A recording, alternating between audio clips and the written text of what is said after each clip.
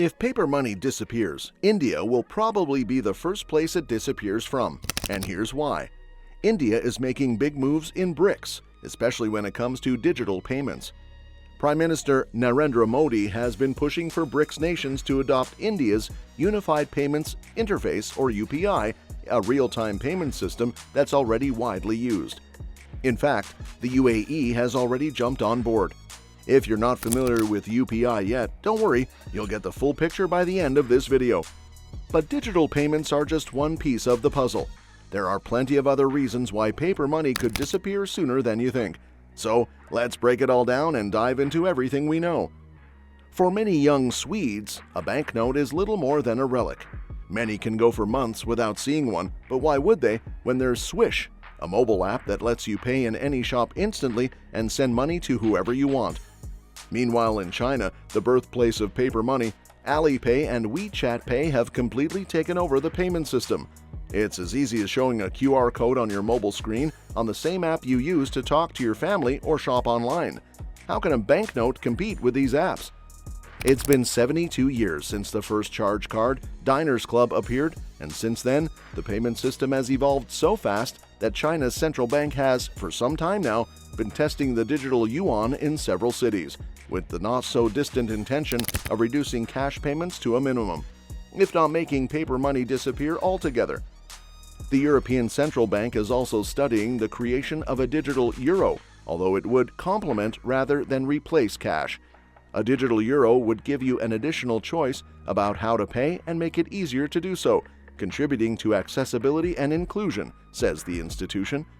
For governments, the idea of having a record of all their citizens' transactions is a dream come true. For authoritarian states, tracking financial activity in real time would provide a tidal wave of data, allowing them to hunt down undesirable transactions. Even for democratic nations, where privacy is protected, logging transactions could help prevent tax evasion and under-the-table payments. There's also the potential to send financial aid directly to citizens without the logistical challenges seen in the US or Brazil during COVID-19 stimulus distributions.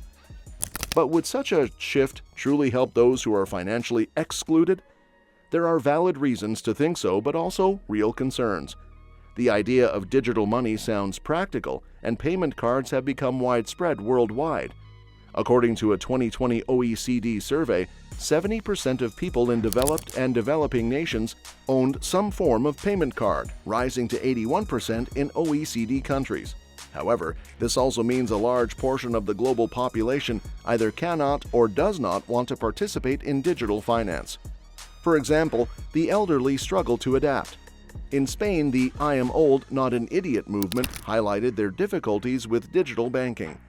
In the US, a 2019 Statista survey found that only 8.3% of people over 65 used mobile banking as their primary financial tool. Compare that to younger generations, where 62% of those under 35 relied on digital banking. Other groups face challenges too. People in areas with poor internet access and the financially disadvantaged, who might not be able to afford a smartphone or maintain a data connection. This is particularly relevant in developing countries.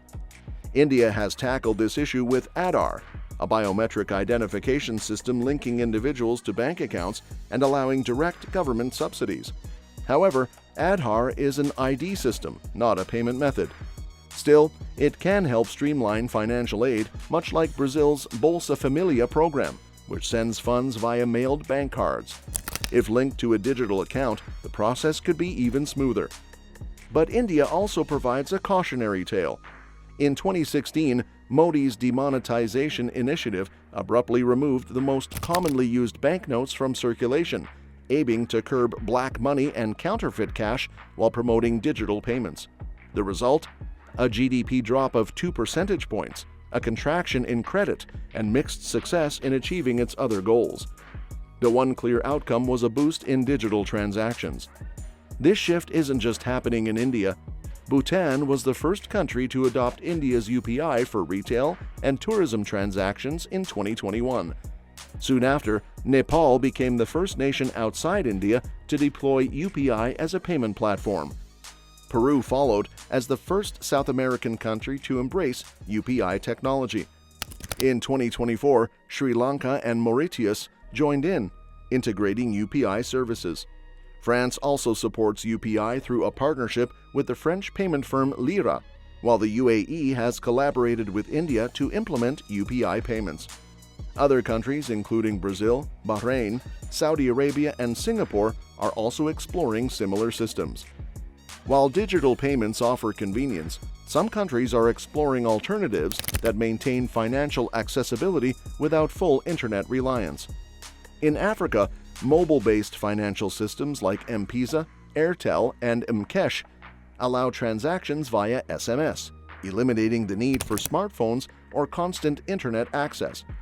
A 2021 report by the Bill and Melinda Gates Foundation found that these systems improved financial resilience, employability, and consumption among users. Hyperinflation is another force driving the shift to digital money. Countries like Zimbabwe, Venezuela, and Argentina have seen their local currencies devalue so quickly that physical cash becomes impractical. In these cases, citizens often prefer using US dollars, but governments resist formalizing dollarization. Digital payments can help by allowing faster transactions without relying on unstable physical currency. However, as seen in Venezuela, attempts to replace a failing currency with digital alternatives like the government-backed cryptocurrency Petro have largely failed.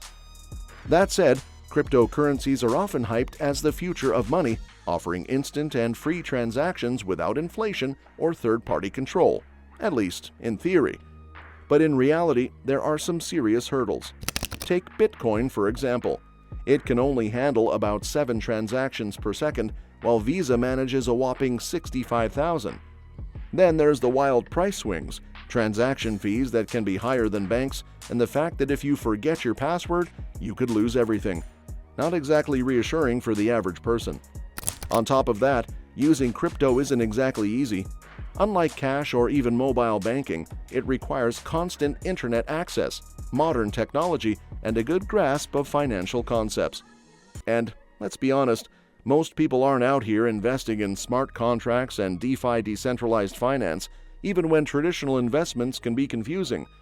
According to an OECD study, financial literacy isn't exactly stellar, so expecting a widespread shift to crypto seems far-fetched. Even when crypto is accepted at restaurants, retail stores, or online platforms, its real-world usability is often delayed due to transaction processing times. Many businesses convert received crypto into traditional currency immediately to avoid price fluctuations, making it more of a behind-the-scenes technology rather than a true replacement for cash. Plus, many vendors still hesitate to adopt it due to security concerns and the difficulty of reversing transactions in cases of fraud. Instead of forcing a digital-only system that leaves many behind, the smarter move is to improve financial accessibility based on what people actually use. Cash still plays a huge role, especially in developing regions, and for now, it looks like it's here to stay. In the end, the push towards digital money seems inevitable. Governments want transparency, businesses want efficiency, and people want convenience. But transitioning away from cash isn't just about technology, it's about accessibility, privacy, and financial security. The shift is happening faster in some places than others, and while it may not completely eliminate paper money overnight, the direction is clear. So how long until you stop using cash altogether? Let us know in the comments. And that's that for today's video. Thanks for watching, and we will see you in the next one.